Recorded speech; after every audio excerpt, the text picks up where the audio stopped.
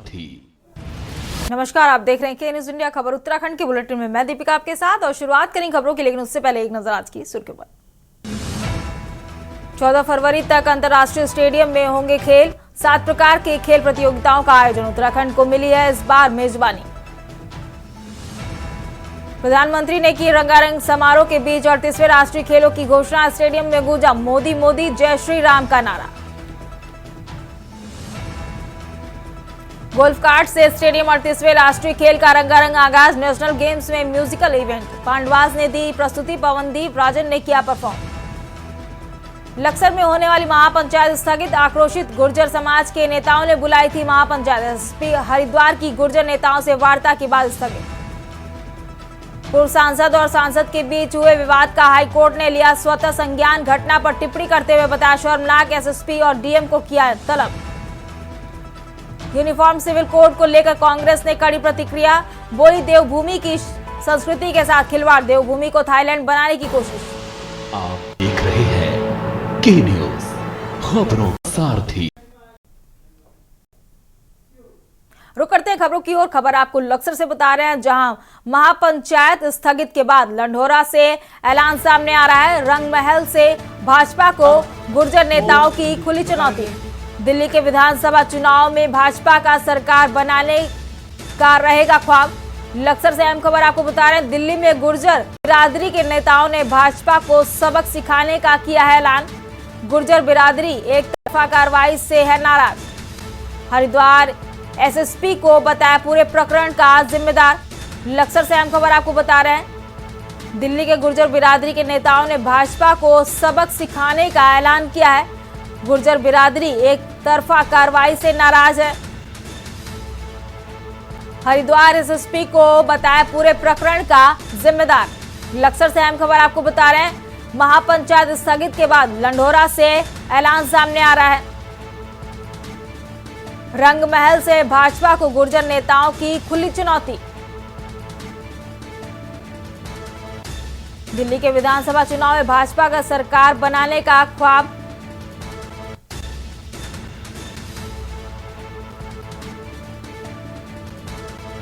दिल्ली के विधानसभा चुनाव में भाजपा का सरकार बनाने का रहेगा ख्वाब।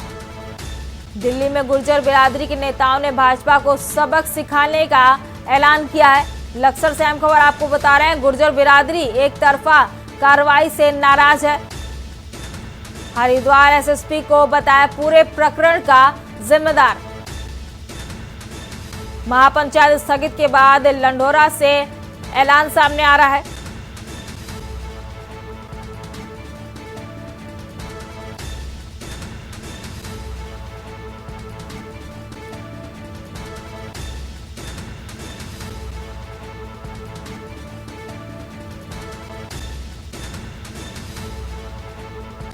दिल्ली के विधानसभा चुनाव में भाजपा का सरकार बनाने का ख्वाब रहेगा।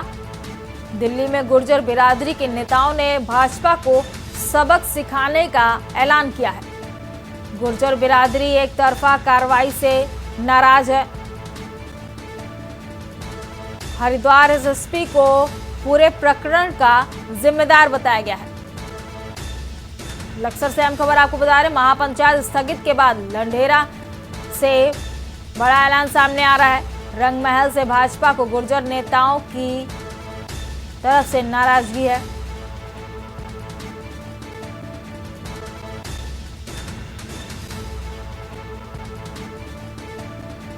लक्सर से अहम जानकारी आपको दे रहे हैं, दिल्ली के विधानसभा चुनाव में भाजपा का सरकार बनाने का ख्वाब रहेगा।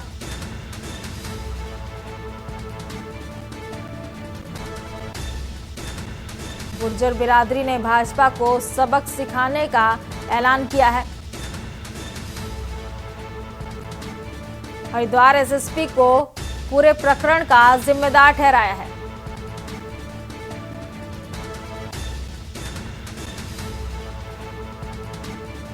रंगमहल से भाजपा को गुर्जर नेताओं की खुली चुनौती।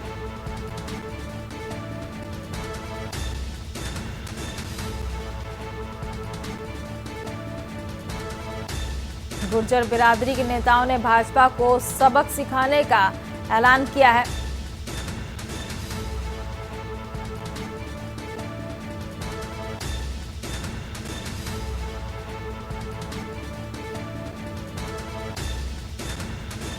गुर्जर बिरादरी एक तरफा कार्रवाई से नाराज है।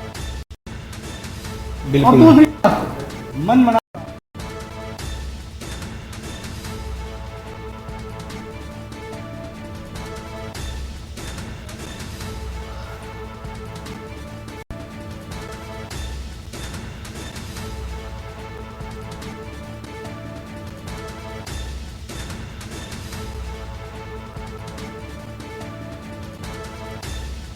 लक्सर से अहम खबर आपको बता रहे हैं। दिल्ली के विधानसभा चुनाव में भाजपा का सरकार बनाने का ख्वाब रह जाएगा। दिल्ली में गुर्जर बिरादरी के नेताओं ने भाजपा को सबक सिखाने का ऐलान किया है। गुर्जर बिरादरी एक तरफा कार्रवाई से नाराज है और इस पूरे प्रकरण में हरिद्वार एसएसपी को जिम्मेदार ठहराया गया है। महापंचायत स्थगित के बाद लंढोरा से ऐलान सामने आ रहा है।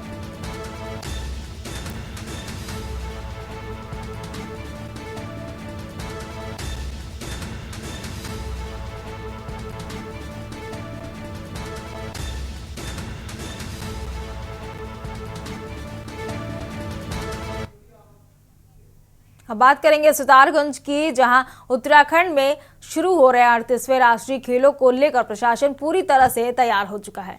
रुद्रपुर शहर में खेल स्टेडियम और उसके आसपास के क्षेत्र का एसपी सिटी और उनकी टीम ने सुरक्षा की दृष्टि से निरीक्षण किया। दरअसल पूरे देश से कई खेलों में प्रतिभाग कर रहे खिलाड़ियों की सुरक्षा को लेकर पुलिस प्रशासन पूरी तरह से मुस्तैद है। एसपी सिटी ने बताया कि सुरक्षा के मद्देनजर शहर को अलग अलग जोनों में बांटा गया है। उन्होंने कहा है कि राष्ट्रीय खेलों के दौरान खिलाड़ियों की सुरक्षा मुहैया कराना हमारी प्राथमिकता है।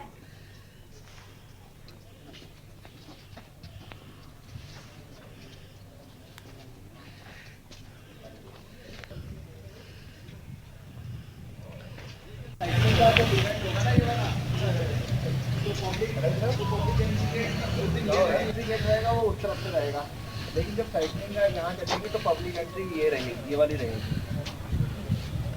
पब्लिक की एंट्री यहाँ से है,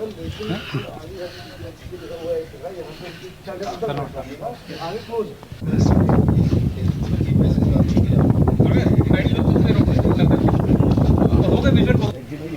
तरफ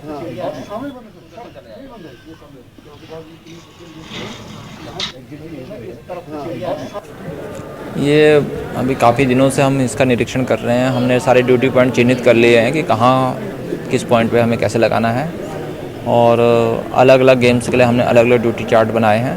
वैसे वॉलीबॉल के लिए अलग, फुटबॉल हैंडबॉल के लिए अलग और साइकिलिंग के लिए अलग, सबके लिए अलग अलग ड्यूटी चार्ट बनाया है।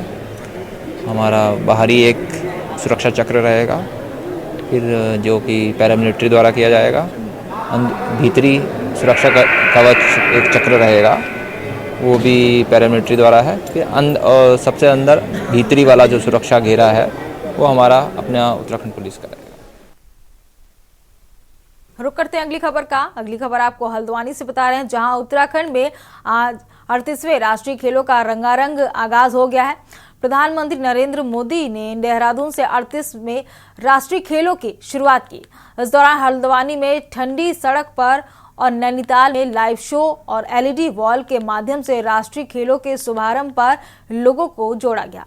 पूरे राज्य में राष्ट्रीय खेलों का जबरदस्त माहौल बने, इसके लिए जगह जगह कार्यक्रम कराए जा रहे हैं। नैनीताल जिले में राष्ट्रीय खेलों में 7 खेल प्रतियोगिताओं का आयोजन हो रहा है, जिसमें ट्रायथलॉन, खो खो प्रतियोगिता, फुटबॉल प्रतियोगिता, स्विमिंग प्रतियोगिता सहित अन्य प्रतियोगिताएं भी हैं, जिनके स्वागत के लिए पूरे शहर को सजाया गया है। जगह जगह राष्ट्रीय खेलों के माहौल को उत्सव के रूप में मनाने के लिए विभिन्न कार्यक्रमों के आयोजन भी कराए गए।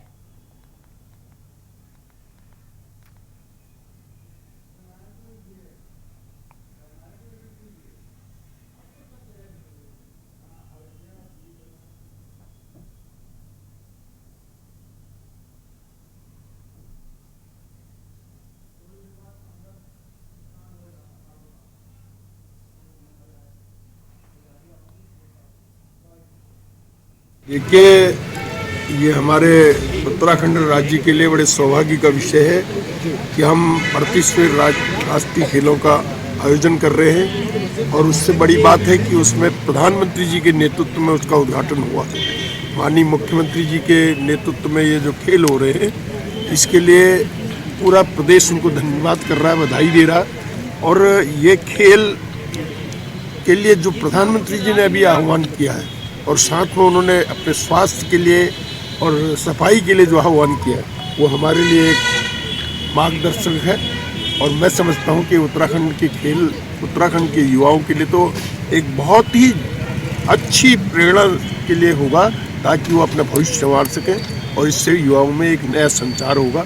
मैं सबको शुभकामनाएं देता हूँ और आदरणीय प्रधानमंत्री जी को बहुत बहुत धन्यवाद करता हूँ कि उन्होंने यहाँ आकर हमारा मार्गदर्शन किया और मुख्यमंत्री जी को धन्यवाद देता हूँ कि उन्होंने बहुत बड़े आयोजन का आज नेतृत्व किया। Thank you sir. तो ये किस तरह से देखते हैं और किस तरह के हल्द्वानी में इवेंट्स हमारे जारी रहेंगे? आम जनमानस को राजनीति से जोड़ने के लिए आज हम लोगों ने ये आयोजन किया था। इसमें हल्द्वानी शहर में और नैनीताल शहर में कई सारी जगह पे स्क्रीन्स लगाए गए थे जिससे आम जनता उद्घाटन समारोह को जोड़ सके और खेल के प्रति जैसे माननीय प्रधानमंत्री ने किया कि फिट इंडिया को जागरूक करने के लिए इस तरह का आयोजन किया गया है और आम जनता खेलों से जुड़े इसकी व्यवस्था की है। बात करेंगे उधम सिंह नगर की, जहां जनपद के नानकमत्ता थाना पुलिस ने मुठभेड़ के बाद एक स्मैक तस्कर को गिरफ्तार किया है। जानकारी के अनुसार बताते चले कि जनपद उधम सिंह नगर के नानकमत्ता क्षेत्र में हुई पुलिस मुठभेड़ में शातिर अपराधी और स्मैक तस्कर कुलविंदर सिंह उर्फ किंदू को पुलिस ने गोली मारकर गिरफ्तार कर लिया है। गिरफ्तार अपराधी के पास से पुलिस ने 50 लाख की 140 ग्राम स्मैक की खेप के साथ ही तमंचा और कई जिंदा कारतूस भी बरामद किए हैं। जांच में पुलिस को यह भी पता चला है कि ये शातिर अपराधी खुद तो नशे का सेवन नहीं करता है लेकिन भारी मात्रा में नशे का कारोबार करता है। पुलिस द्वारा गिरफ्तार किया गया अपराधी कुलविंदर एक शातिर नशा और लकड़ी तस्कर है। इससे पूर्व भी कुलविंदर सितारगंज और नानकमत्ता क्षेत्र से तस्करी के मामलों से जेल जा चुका है।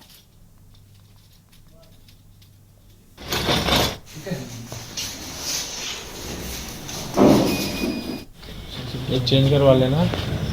कल रात नानकमत्ता पुलिस के द्वारा एक मुठभेड़ में कुलविंदर उर्फ किंदा जो घायल अभियुक्त है उसे गिरफ्तार किया गया। उसके पास से अवैध तमंचा, कुछ कारतूस और 140 ग्राम स्मैक बरामद हुई। इस स्मैक की अंतर्राष्ट्रीय बाजार में कीमत लगभग 5 लाख से अधिक है। पूछताछ के दौरान उसने बरेली और उधम सिंह नगर के नशा तस्करों से अपने संपर्क को बताया और इन लोगों से किन किन जगहों पर यह अपना स्मैक बेचता था उसकी भी सूचना प्रदान की। जल्द ही उन लोगों को भी गिरफ्तार किया जाएगा और पूछताछ में उसने यह भी बताया कि पूर्व में कई बार यह जेल जा चुका है।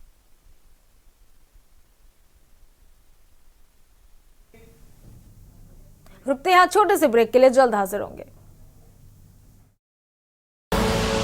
आप देख रहे हैं के न्यूज, खबरों का सारथी।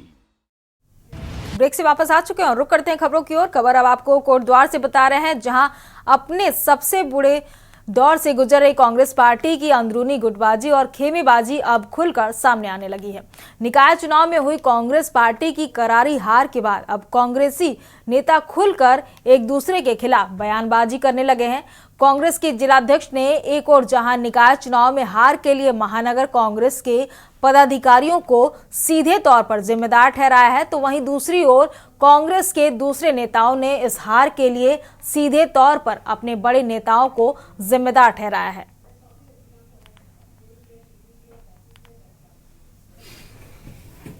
हरीश रावत जी तो खुद भी नहीं आए ना, उनके नाम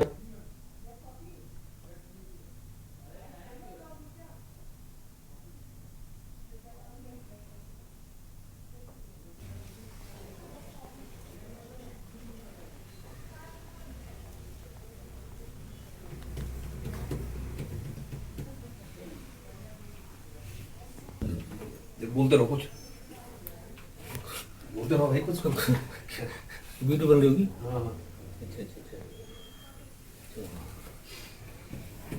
हरीश रावत जी तो खुद भी नहीं आए ना, उनके नाम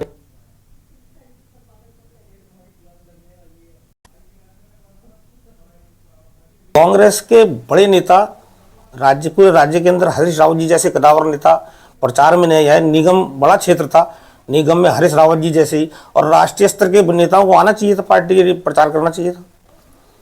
वार्डों में भी उसकी संगठन की कमजोरी, जिला स्तर का जो संगठन है उसकी पूरी तरह से कमजोरी थी। हम बार बार ये मांग करते रहे कि जो लोग विद्रोह करके चुनाव लड़े उनको निष्कासित किया जाए, लेकिन पार्टी ने हमारे अनुरोध को स्वीकार ही नहीं किया। आप देखिए, हमने बहुत काम, लेकिन हमारे ही लोगों ने, हमारे बड़े नेता यहाँ पे महानगर के कुछ लोगों ने खुलेआम उनका विरोध किया जब से टिकट मिला। तो ये बहुत ही गलत एक संदेश पूरा कोटद्वार में गया और भाजपा इसे पूरे चुनाव में उन्होंने मुद्दा बनाया कि इनके साथ तो इनका बड़े नेता नहीं है, इनके महानगर के लोग नहीं है, जिसके कारण हमारी ये हार हुई है। और निस्संदेह मैं इनकी सारी जो रिपोर्ट है मैं प्रदेश नेतृत्व को देने वाला हूँ और उसके बाद जो भी कार्रवाई होगी वो प्रदेश नेतृत्व को यहाँ पे करना है। अब बात करेंगे रामनगर की, जहां नेशनल हाईवे पर टेम्पो और रोडवेज की हुई जबरदस्त भिड़ंत में टेम्पो सवार विकलांग एक व्यक्ति की दर्दनाक मौत हो गई, जबकि घटना में 5 अन्य लोग गंभीर रूप से घायल हो गए हैं। घायलों के तुरंत उपचार के लिए सरकारी अस्पताल में भर्ती करवाया गया है, जहां एक व्यक्ति को मृत घोषित कर दिया गया है। बताया जा रहा है कि काशीपुर की ओर से रोडवेज की बस आ रही थी। इसी दौरान टेम्पो और बस की भिड़ंत हो गई। घटना के बाद पुलिस जांच में जुटी हुई है।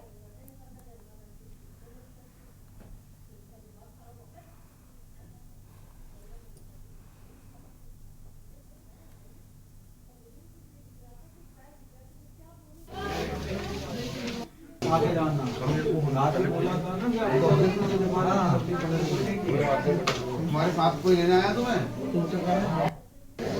अरे राशन की दुकान में राशन लेने आया है।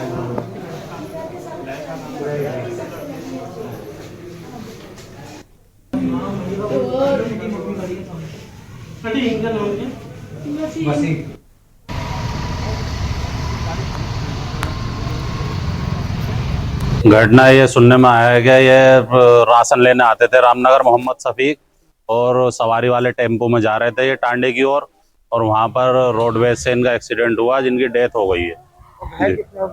घायल 2-3 लोग घायल भी हैं उसमें जी। इस बुलेटिन में फिलहाल मेरे साथ इतना ही। आप देखते रहिए न्यूज़ इंडिया। नमस्कार। आप देख रहे हैं के न्यूज़, खबरों का सारथी।